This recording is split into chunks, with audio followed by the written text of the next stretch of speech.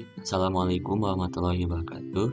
Di dalam channel saya yang sini akan membahas tentang tugas individu dengan judul perkembangan emosi dan sosial peserta didik. Oke, selanjutnya.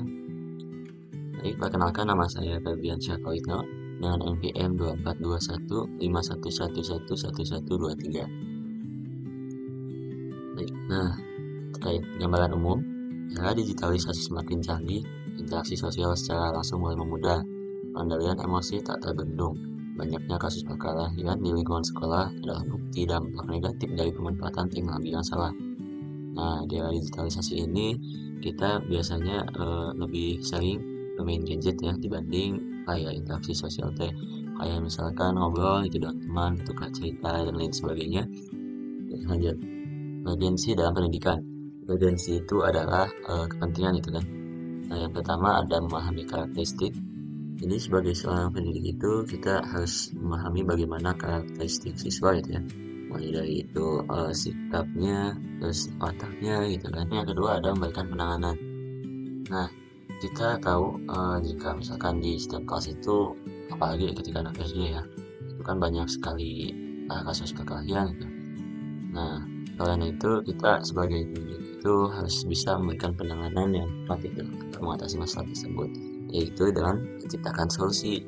Menciptakan solusinya jika misalkan ada anak didik kita yang bertengkar, nah kita itu bukan malah menjadi wasit itu kan, melainkan untuk mengarahkan ke hal-hal yang baik ya.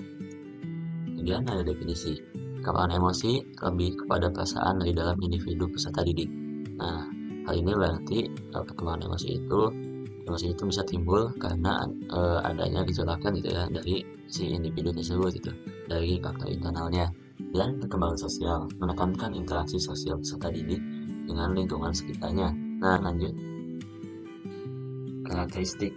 Nah, sini yang pertama di anak usia 0 sampai 6 tahun biasanya itu sikapnya itu atau karakteristiknya itu biasanya selalu mencontohkan dari hal ataupun hal yang dewasa gitu. Kemudian ada anak usia 7 sampai 12 tahun di mana ini masa sekolah. Di sana itu lebih ke aktif bermain gitu, yang belum bisa paham itu, terlalu paham dengan bagaimana cara dia mengendalikan emosi. Kemudian ada usia 13 sampai 18 tahun. Di usia ini biasanya anak mencoba belajar menenangkan gitu ya, bagaimana cara mengontrol emosi yang baik gitu. Kemudian di usia 19 sampai 25 tahun ini adalah usia mahasiswa kan biasanya atau dewasa muda. Nah, di sini itu biasanya manusia itu lebih ke bagaimana cara dia itu menghindari tindakan fisik gitu jika dalam pembelajaran, yaitu senang berinteraksi pembelajaran semakin mudah dimengerti.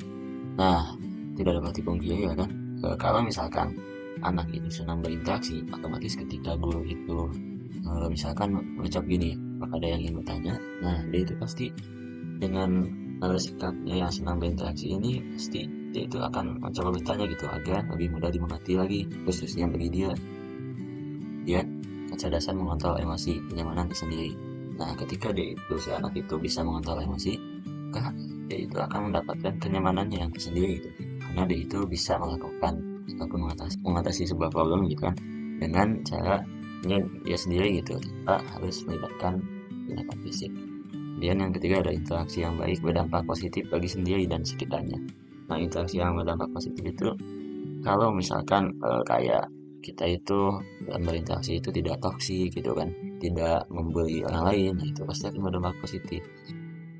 Dan contoh konkret dan pengalaman pribadi. Nah, di sini langsung saya mengambil pengalaman pribadi karena selama saya duduk di sekolah dasar sampai sekolah menengah atas itu, nah saya memiliki pengalamannya itu karena dengan berinteraksi yang baik, saya bisa membandingkannya waktu SD dengan waktu SMA itu. Ketika saya SD ada suatu permasalahan sekecil apapun itu, pasti tindakan fisik adalah solusinya gitu. Dan tapi ketika di SMA saya sudah mulai bisa mengontrol emosinya itu dengan adanya pengalaman terdahulu gitu. Misalnya ketika ada masalah, di situ saya tidak langsung menegur atau gimana, tetapi bisa menyelesaikan masalahnya itu dengan pendekatan itu face to face. Mungkin seperti itu saja yang bisa saya sampaikan. Mohon maaf apabila banyak kekurangan. Wassalamualaikum warahmatullahi wabarakatuh.